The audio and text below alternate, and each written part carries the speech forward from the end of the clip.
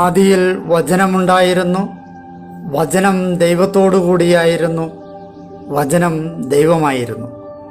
അവൻ ആദിയിൽ ദൈവത്തോടു കൂടിയായിരുന്നു. സമസ്തവും അവനിലൂടെ ഉണ്ടായി, ഒന്നും അവനെ കൂടാതെ ഉണ്ടായിട്ടില്ല. അവനിൽ ജീവനുണ്ടായിരുന്നു, ആ ജീവൻ മനുഷ്യരുടെ വെളിച്ചമായിരുന്നു.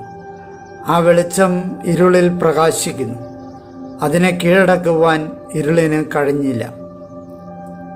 തൻ്റെ പ്രബോധനങ്ങളാൽ നമ്മെ ജ്ഞാനികളാക്കുന്ന സകലത്തിൻ്റെയും നാഥനായ ദൈവം വാഴ്ത്തപ്പെട്ടവനാകട്ടെ. ഞങ്ങളുടെ കർത്താവായ ദൈവമേ, അങ്ങയുടെ ജീവദായകവും ദൈവീകവുമായ തിരുവചനങ്ങളുടെ മധുരസ്വരം ശ്രവിക്കുന്നതിനും ഗ്രഹിക്കുന്നതിനും ഞങ്ങളുടെ ബുദ്ധിയെ പ്രകാശിപ്പിക്കണമേ. അങ്ങയുടെ വിശുദ്ധമായ പ്രബോധനത്താൽ ഞങ്ങളെ ജ്ഞാനികളാക്കണമേ. ഞങ്ങളുടെ ഇരുളടഞ്ഞ ജീവിതത്തെ അങ്ങയുടെ വചന വെളിച്ചത്താൽ പ്രകാശിപ്പിക്കണമേ. അങ്ങയുടെ വചനങ്ങളാൽ ഞങ്ങളുടെ മനസ്സിനെ ജ്വലിപ്പിക്കണമേ. ആമേൻ. ഒരു വർഷം കൊണ്ട് സമ്പൂർണ്ണ ബൈബിൾ വായന 77-ാം ദിവസം. ജോർദാന് കിഴക്കുള്ള ഗോത്രങ്ങൾ. ഇന്നേ ദിവസം നമ്മൾ സംഖ്യയുടെ പുസ്തകം 32-ാം അധ്യായം, നിയമാവർത്തന പുസ്തകം 31-ാം അധ്യായം, സങ്കീർത്തനങ്ങൾ 117 എന്നിവ വായിക്കുന്നു. ജോർദാന് കിഴക്കുള്ള ദേശങ്ങൾ കണ്ടപ്പോൾ വലിയ കാലിസമ്പത്തുണ്ടായിരുന്ന റൂബന്യരും ഗാദ്യരും ഈ ദേശങ്ങൾ കൈവശ വസ്തുവായി ലഭിക്കുവാനുള്ള ആഗ്രഹം മോശയോട് പറയുന്നതും മോശയുടെ മറുപടിയുമാണ് സംഖ്യാപുസ്തകത്തിൽ നാം വായിക്കുന്നത്. മോശയുടെ പിൻഗാമിയായി ജോഷുവയെ കർത്താവ് നിയമിക്കുന്നതും മോശയ്ക്ക് അന്തിമ നിർദ്ദേശങ്ങൾ നൽകുന്നതും നിയമാവർത്തന പുസ്തകത്തിൽ നിന്നും നാം ശ്രവിക്കുന്നു. നല്ലതിനെ വിട്ട് ദൈവം കാത്തുവച്ചിരിക്കുന്ന ഏറ്റവും നല്ലതിലേക്ക് നടന്നെടുക്കുവാൻ ഒരാത്മീയ യുദ്ധം തന്നെ ആവശ്യമാണെന്ന് ഈ തിരുവചനങ്ങൾ നമ്മെ പഠിപ്പിക്കുന്നു. സംഖ്യയുടെ പുസ്തകം 32-ാം അധ്യായം. ജോർദാന് കിഴക്കുള്ള ഗോത്രങ്ങൾ. റൂബന്യർക്കും ഗാദ്യർക്കും വളരെ പ്രബലവും വലുതുമായ കാര്യസമ്പത്തുണ്ടായിരുന്നു. യാസേർ ദേശവും ഗിലെയാദ് ദേശവും അവർ നിരീക്ഷിച്ചു. ഇതാ, ഈ സ്ഥലം കാലിക്കൂട്ടത്തിന് പറ്റിയ സ്ഥലം തന്നെ.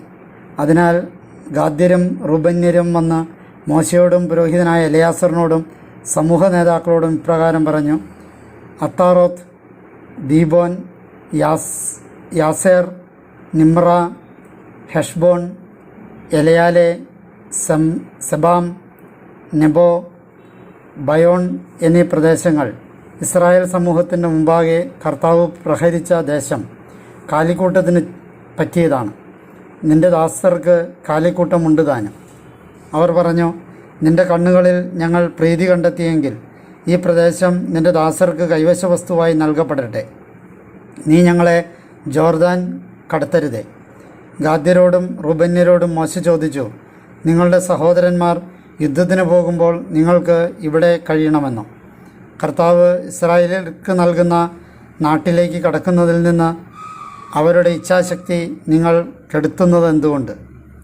കാദേശ് ബർണയിൽ നിന്ന് നിങ്ങളുടെ പിതാക്കന്മാരെ നാട് നിരീക്ഷിക്കാൻ ഞാൻ അയച്ചപ്പോൾ അവർ ചെയ്തതും ഇപ്രകാരം തന്നെ. അവർ എഷ്കോൾ താഴ്വരയോളം ചെന്ന് നാട് കണ്ടു. അവരാകട്ടെ കർത്താവ് നൽകുന്ന നാട്ടിലേക്ക് ഇസ്രായേല്യർ പോകാതിരിക്കുന്നതിന് അവരുടെ ഇച്ഛാശക്തി കെടുത്തി. അന്ന് കർത്താവിൻ്റെ കോപം ജ്വലിച്ചു. അവിടുന്ന് ഇപ്രകാരം ശപഥം ചെയ്തു: ഈജിപ്തിൽ നിന്ന് പുറപ്പെട്ടു പോന്ന ആളുകളിൽ 20 വയസ്സും അതിനുമേലും പ്രായമുള്ള ആരും ഞാൻ അബ്രാഹത്തിനും ഇസഹാക്കിനും യാക്കോബിനും വാഗ്ദാനം ചെയ്ത ഭൂമി കാണുകയില്ല. കാരണം എന്നെ അവർ പൂർണ്ണമായി അനുഗമിച്ചില്ല. എന്നാൽ കെനീസിയനായ യഫുന്നയുടെ മകൻ കാലബും നൂനിൻ്റെ മകൻ ജോഷുവയും അത് കാണും. കാരണം അവർ കർത്താവിനെ പൂർണ്ണമായി അനുഗമിച്ചു. കർത്താവിൻ്റെ കോപം ഇസ്രായേലിൽ ജ്വലിച്ചു. കർത്താവിൻ്റെ ദൃഷ്ടികളിൽ തിന്മ പ്രവർത്തിച്ച തലമുറ മുഴുവൻ തീരുന്നതുവരെ അവരെ അവിടുന്ന് 40 വർഷം മരുഭൂമിയിൽ അലയാനിടയാക്കി. ഇസ്രായേലിന് നേർക്കുള്ള കർത്താവിൻ്റെ കോപം ഇനിയും വർദ്ധിക്കാനായി നിങ്ങളുടെ പിതാക്കന്മാരുടെ സ്ഥാനത്ത് നിങ്ങളിതാ പാപികളായ മനുഷ്യരുടെ പരമ്പരയായി ഉയർന്നു വന്നിരിക്കുന്നു. എന്തെന്നാൽ അവിടുത്തെ അനുഗമിക്കുന്നതിൽ നിന്ന് നിങ്ങൾ പിന്തിരിയുന്ന പക്ഷം അവിടുന്ന് അവരെ ഇനിയും മരുഭൂമിയിൽ ഉപേക്ഷിക്കും. അങ്ങനെ ഈ ജനത്തിന് മുഴുവൻ നിങ്ങൾ നാശം കൊണ്ടുവരും. അപ്പോൾ അവർ അവനെ സമീപിച്ച് പറഞ്ഞു: ഞങ്ങളിവിടെ ഞങ്ങളുടെ ആടുമാടുകൾക്ക് വേണ്ടി തൊഴുത്തുകളും ഞങ്ങളുടെ കുട്ടികൾക്ക് വേണ്ടി പട്ടണങ്ങളും പണിയട്ടെ. എന്നിട്ട് ഇസ്രായേല്യരെ അവരുടെ സ്ഥലത്തെത്തിക്കുന്നതുവരെ ഞങ്ങൾ അവർക്ക് മുമ്പേ സജ്ജരായി അണിനിരക്കാം. ഞങ്ങളുടെ കുഞ്ഞുങ്ങൾ ഈ ദേശവാസികളുടെ മുമ്പിൽ പെടാതെ സുരക്ഷിത നഗരങ്ങളിൽ പാർക്കുകയും ചെയ്യട്ടെ. ഇസ്രായേല്യർ താന്താങ്ങളുടെ അവകാശം കൈവശമാക്കുന്നതുവരെ ഞങ്ങൾ ഞങ്ങളുടെ വീടുകളിലേക്ക് മടങ്ങുകയില്ല. ജോർദാന് മറുകര മുതൽ അപ്പുറത്തേക്ക് അവരോടൊപ്പം ഞങ്ങൾ അവകാശികളാവുകയില്ല, തീർച്ച. കാരണം ഞങ്ങൾക്ക് ഞങ്ങളുടെ അവകാശം വന്നിരിക്കുന്നത് കിഴക്ക് ജോർദാൻ ഇക്കരെയാണ്. മോശ അവരോട് പറഞ്ഞു, നിങ്ങൾ ഇക്കാര്യം ചെയ്യുമെങ്കിൽ, കർത്തൃസന്നിധിയിൽ നിങ്ങൾ യുദ്ധത്തിന് അണിനിരക്കുമെങ്കിൽ, അവിടുന്ന് തൻ്റെ ശത്രുക്കളെ തൻ്റെ മുമ്പിൽ നിന്ന് നിഷ്കാസനം ചെയ്യുന്നതുവരെ പട്ടാളം മുഴുവൻ കർത്തൃസന്നിധിയിൽ നിങ്ങൾക്കായി ജോർദാൻ കടക്കും. ദേശം കർത്താവിൻ്റെ മുമ്പിൽ കീഴടങ്ങിയതിനു ശേഷം നിങ്ങൾക്ക് മടങ്ങിപ്പോകാം. പിന്നെ നിങ്ങൾ കർത്താവിൻ്റെ മുമ്പിലും ഇസ്രായേലിൻ്റെ മുമ്പിലും ബാധ്യതയൊഴിഞ്ഞവരായിരിക്കും. ഈ ദേശം കർത്തൃസന്നിധിയിൽ നിങ്ങൾക്ക് കൈവശ വസ്തുവായിരിക്കുകയും ചെയ്യും. ഇപ്രകാരം നിങ്ങൾ ചെയ്യുന്നില്ലെങ്കിൽ നോക്കൂ, നിങ്ങൾ കർത്താവിനോട് പാപം ചെയ്യുകയായിരിക്കും. നിങ്ങളുടെ പാപം നിങ്ങളെ വേട്ടയാടുമെന്ന് നിങ്ങൾ അറിഞ്ഞുകൊള്ളുവിൻ. നിങ്ങൾക്കായി നിങ്ങളുടെ കുട്ടികൾക്കായി പട്ടണങ്ങളും നിങ്ങളുടെ ആട്ടിൻകൂട്ടത്തിനായി ആലകളും പണിയുവിൻ. നിങ്ങളുടെ അധരം മൊഴിഞ്ഞത് നിങ്ങൾ നിറവേറ്റണം. ഗാദ്യരും റൂബന്യരും മോശയോട് ഇപ്രകാരം പറഞ്ഞു, യജമാനൻ കൽപ്പിക്കുന്നത് പോലെ നിന്റെ ദാസന്മാർ ചെയ്തു കൊള്ളാം. ഞങ്ങളുടെ കുട്ടികളും ഭാര്യമാരും കന്നുകാലിക്കൂട്ടവും മൃഗഗണവും അവിടെ ഗിലെയാദ് പട്ടണങ്ങളിൽ ആയിരിക്കട്ടെ. യജമാനൻ പ്രസ്താവിക്കുന്നത് പോലെ നിന്റെ ദാസന്മാർ സർവസജ്ജ സൈന്യമായി കർത്താവിൻ്റെ മുമ്പേ യുദ്ധത്തിനായി മുന്നേറുന്നതാണ്. മോശ അവരെ സംബന്ധിച്ച് പുരോഹിതനായ എലയാസറിനെയും നൂനിൻ്റെ പുത്രൻ ജോഷുവയെയും ഇസ്രായേലിയർക്കുള്ള ഗോത്ര പൈതൃകങ്ങളുടെ തലവന്മാരെയും അനുശാസിച്ചു. മോശ അവരോട് പറഞ്ഞു, യുദ്ധത്തിന് സർവസജ്ജരായി ഗാദ്യരും റൂബന്യരും നിങ്ങളോടൊപ്പം കർത്താവിൻ്റെ മുമ്പാകെ ജോർദാൻ കടക്കുകയും ദേശം നിങ്ങൾക്ക് മുമ്പാകെ കീഴടങ്ങുകയും ചെയ്താൽ നിങ്ങൾ അവർക്ക് ഗിലെയാദ് ദേശം കൈവശവസ്തുവായി കൊടുക്കണം. എന്നാൽ അവർ നിങ്ങളോടൊപ്പം അണിനിരന്ന് മുന്നേറുന്നില്ലെങ്കിൽ അവർ അവകാശികളാകുന്നത് കാനാൻ ദേശത്ത് നിങ്ങളുടെ ഇടയിൽ തന്നെ ആയിരിക്കും. ഗാദ്യരും റൂബന്യരും ഇപ്രകാരം പ്രത്യുത്തരിച്ചു, നിന്റെ ദാസന്മാരോട് കർത്താവ് പ്രസ്താവിക്കുന്നത് അപ്രകാരം തന്നെ ഞങ്ങൾ ചെയ്യും. ഞങ്ങൾ കർത്താവിൻ്റെ മുമ്പിൽ അണിനിരന്ന് കാനാൻ ദേശത്ത് കിടക്കും. എന്നാൽ ജോർദാനിക്കരെ ഞങ്ങളുടെ അവകാശത്തിൻ്റെ കൈവശ ഭൂമി ഞങ്ങൾക്കൊപ്പമായിരിക്കണം. അങ്ങനെ മോശ അവർക്ക്, അതായത് ഗാദ്യർക്കും റൂബന്യർക്കും ജോസഫിൻ്റെ പുത്രനായ മനാസയുടെ ഗോത്രത്തിൻ്റെ പകുതിക്കുമായി അമോര്യ രാജാവായ സീഹോൻ്റെ രാജ്യവും ബാഷാൻ രാജാവായ ഓഗിൻ്റെ രാജ്യവും നൽകി. ചുറ്റുമുള്ള നാടിൻ്റെ നഗരാതിർത്തികളിലായി അതിൻ്റെ നഗരങ്ങളോട് ചേർന്നായിരുന്നു ആ പ്രദേശം. ഗാദ്യർ പണിത Dibon, Ataroth, ആരോവേർ, അത്രോത്ത് ഷോഫാൻ, Yasar, യൊഗ്ബഹ, ബേത്ത് Nimrah, ബേത്ത് Haran എന്നീ പട്ടണങ്ങൾ കോട്ടനഗരങ്ങളിലും അജസംരക്ഷണ കേന്ദ്രങ്ങളുമായിരുന്നു. റുബന്യർ പണിതവ ഹെഷ്ബോൺ, എലയാലെ, കിര്യാത്തായിം എന്നിവയും പേരുമാറ്റിയ നെബോ, ബാൽമയോൺ എന്നിവയും സിബ്മായുമായിരുന്നു. അവർ വിളിച്ച പേരുകൾ തന്നെയാണ് അവർ പണിത പട്ടണങ്ങളുടെ പേരുകൾ. മനാസയുടെ മകനായ മാഗേറിൻ്റെ പുത്രന്മാർ ഗിലെയാദിലേക്ക് പോയി അത് കീഴടക്കി. അതിലുണ്ടായിരുന്ന അമോര്യരെ തുരത്തി. മോശ മനാസയുടെ മകനായ മാക്കീറിന് ഗിലെയാദ് കൊടുത്തു. അവനതിൽ വാസമുറപ്പിച്ചു. മനാസയുടെ പുത്രനായ യായിർ പോയി ഹവോത്തേഹം പിടിച്ചടക്കി. അവൻ അതിനെ ഹവോത്ത് യായിർ എന്ന് വിളിച്ചു. നോബഹ് പോയി കെനാത്തും അതിൻ്റെ ഗ്രാമങ്ങളും പിടിച്ചടക്കി. അവൻ തൻ്റെ പേരനുസരിച്ച് അതിന് നോബഹ് എന്ന് വിളിച്ചു. നിയമാവർത്തന പുസ്തകം 31-ാം അധ്യായം. ജോഷുവ മോശയുടെ പിൻഗാമി. മോശ ചെന്ന് ഇസ്രായേൽ മുഴുവനോടും ഈ വാക്കുകൾ സംസാരിച്ചു. അവൻ അവരോട് പറഞ്ഞു, ഇന്നെനിക്ക് 120 വയസ്സായിരിക്കുന്നു. പുറത്തു പോകാനോ അകത്തു വരാനോ എനിക്കിനി സാധിക്കുകയില്ല. മാത്രമല്ല, നീ ജോർദാൻ കടക്കുകയില്ല എന്ന് കർത്താവ് എന്നോട് അരുൾ ചെയ്തിട്ടുമുണ്ട്.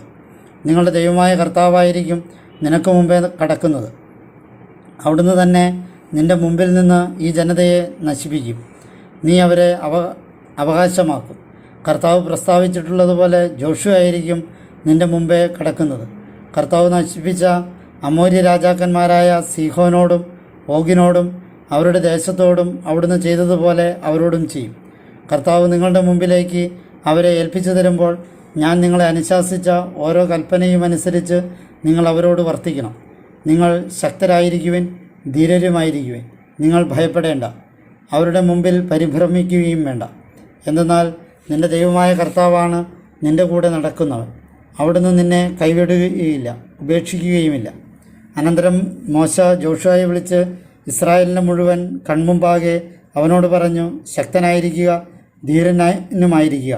കാരണം അവർക്ക് നൽകുമെന്ന് അവരുടെ പിതാക്കന്മാരുടെ ദൈവമായ കർത്താവ് ശബ്ദം ചെയ്ത നാട്ടിലേക്ക് ഈ ജനത്തോടൊപ്പം പ്രവേശിച്ച് നീ തന്നെ അതവർക്ക് അവകാശമാക്കി കൊടുക്കണം. കർത്താവാണ് നിനക്ക് മുമ്പേ പോകുന്നത്. അവിടുന്നാണ് നിന്നോട് കൂടിയുള്ളത്. അവിടുന്ന് നിന്നെ കൈവിടുകയില്ല, ഉപേക്ഷിക്കുകയുമില്ല. നീ ഭയപ്പെടേണ്ട, സംഭ്രമിക്കുകയും വേണ്ട. നിയമപാരായണം. കർത്താവിൻ്റെ ഉടമ്പടി പേടകം വഹിക്കുന്നവരായ ലേവ്യപുരോഹിതന്മാർക്കും ഇസ്രായേലിലെ എല്ലാ ശ്രേഷ്ഠന്മാർക്കും മോശ ഈ നിയമം എഴുതി നൽകി. മോശ അവരോട് ഇപ്രകാരം കൽപ്പിച്ചു: 7-ാം വർഷത്തിൻ്റെ അവസാനം ഋണമോചന വർഷമായി നിശ്ചയിക്കപ്പെട്ട വേളയിൽ കൂടാരങ്ങളുടെ തിരുനാളുകളിൽ ഇസ്രായേൽ മുഴുവൻ നിൻ്റെ ദൈവമായ കർത്താവിൻ്റെ സന്നിധിയിൽ ഹാജരാകാൻ അവിടുന്ന് തിരഞ്ഞെടുത്ത സ്ഥലത്ത് വരുമ്പോൾ ഈ നിയമം മുഴുവൻ ഇസ്രായേലിൻ്റെ മുമ്പിൽ അവർ കേൾക്കെ നീ പ്രഘോഷിക്കണം. ജനം, അതായത് പുരുഷന്മാരും സ്ത്രീകളും കുട്ടികളും നിൻ്റെ പട്ടണങ്ങളിലുള്ള പ്രവാസിയും കേൾക്കുന്നതിനും പഠിക്കുന്നതിനും നിങ്ങളുടെ ദൈവമായ കർത്താവിനെ ഭയപ്പെടുന്നതിനും ഈ നിയമത്തിൻ്റെ വാക്കുകളെല്ലാം കാത്തുപാലിക്കുന്നതിനുമായി നീ അവരെ വിളിച്ചു കൂട്ടുക. ഇതറിഞ്ഞിട്ടില്ലാത്തവരായ അവരുടെ മക്കളും നിങ്ങളുടെ ദൈവമായ കർത്താവിനെ ഭയപ്പെടേണ്ടതിന് നിങ്ങൾ ജോർദാൻ കടന്ന് കൈവശപ്പെടുത്താൻ പോകുന്ന ഭൂമിയിൽ നിങ്ങൾ ജീവിച്ചിരിക്കുന്നിടത്തോളം കാലം അവർ ഇത് കേൾക്കുകയും പഠിക്കുകയും ചെയ്യണം. മോശയ്ക്ക് അന്തിമ നിർദ്ദേശങ്ങൾ. കർത്താവ് മോശയോട് അരുളി ചെയ്തു: ഇതാ, മരിക്കാനുള്ള നിൻ്റെ ദിനങ്ങൾ ആസന്നമായിരിക്കുന്നു. ഞാൻ ജോഷുവയെ അനുശാസിക്കേണ്ടതിന് നീ അവനെ വിളിക്കുക. എന്നിട്ട് നിങ്ങൾ സമാഗമ കൂടാരത്തിൽ സന്നിഹിതരാകുവിൻ. മോശ ജോഷുവയോടൊപ്പം ചെന്നു. അവർ സമാഗമ കൂടാരത്തിൽ സന്നിഹിതരായി. കർത്താവ് ഒരു മേഘസ്തംഭത്തിൽ കൂടാരത്തിങ്കൽ പ്രത്യക്ഷപ്പെടുകയും മേഘസ്തംഭം കൂടാരവാതിൽക്കൽ നിൽക്കുകയും ചെയ്തു. കർത്താവ് മോശയോട് അരുളി ചെയ്തു: ഇതാ, നീ നിൻ്റെ പിതാക്കന്മാരോടുകൂടി നിദ്ര പ്രാപിക്കാറായിരിക്കുന്നു. ഈ ജനം എഴുന്നേറ്റ് തങ്ങൾ പോകുന്ന ദേശത്തിലെ അന്യദേവന്മാരുടെ പിന്നാലെ വ്യഭിചരിച്ച് നടക്കുകയും എന്നെ വിസ്മരിക്കുകയും അവരുമായി ഞാൻ ഏർപ്പെട്ട എൻ്റെ ഉടമ്പടി ലംഘിക്കുകയും ചെയ്യും. അന്ന് അവർക്കെതിരെ എൻ്റെ കോപം ജ്വലിക്കുകയും ഞാൻ അവരെ പരിത്യജിക്കുകയും എൻ്റെ മുഖം അവരിൽ നിന്ന് മറയ്ക്കുകയും അവർ ആഹാരമായി തീരുകയും ചെയ്യും. വലിയ കഷ്ടതകളും ദുരിതങ്ങളും അവർക്ക് വന്നു ഭവിക്കും. അന്ന് അവർ പറയും, നമ്മുടെ ദൈവം നമ്മുടെ മധ്യത്തിൽ ഇല്ലാത്തത് കൊണ്ടല്ലേ ഈ കഷ്ടതകൾ നമുക്ക് വന്നു ഭവിച്ചത്.